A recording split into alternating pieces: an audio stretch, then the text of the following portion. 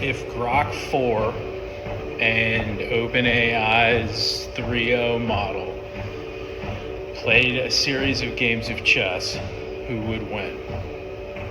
That's what we're talking about on today's Tread Talk, and not because it's a cute hypothetical, but because that's exactly what happened, which is pretty neat, because I think we're starting to see like the spawning of like interesting things to watch and interesting ways for humans to compete. So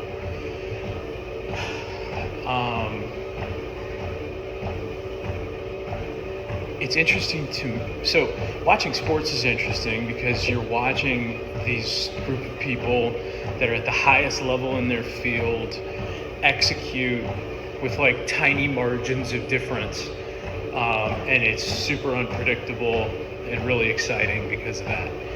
When you're thinking about high-level large language models competing, or even like niche-specific language model, whatever types of models competing,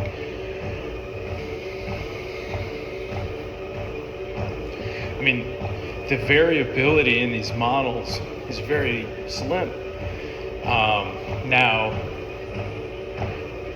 Similar to the variability in like NFL players or whatever else, baseball players.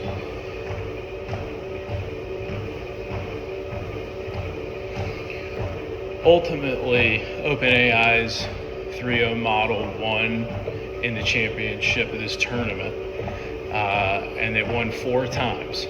So I think, again, coming back to my second point, it's interesting to watch, but secondly, I think it gives a really interesting way for humans to have agency and compete with artificial intelligence, and with their skills impact artificial intelligence.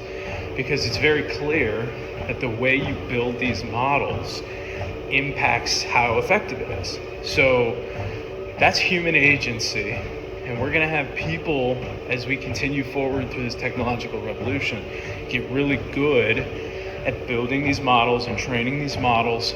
And it may be a stretch of time where there's, tons of sales AI tools, because it's kind of an easy thing to spin up, or whatever, marketing, whatever. Some of these like low-level task-based things that AI can do a lot of now. There won't always be 1,000 options.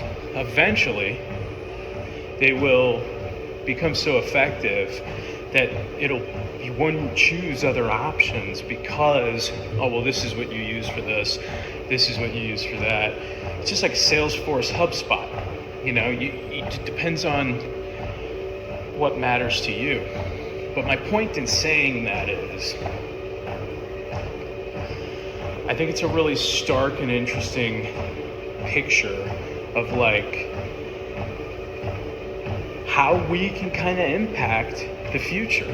And it's not just AI is going to sprint off, but like it really does need us to kind of aim it.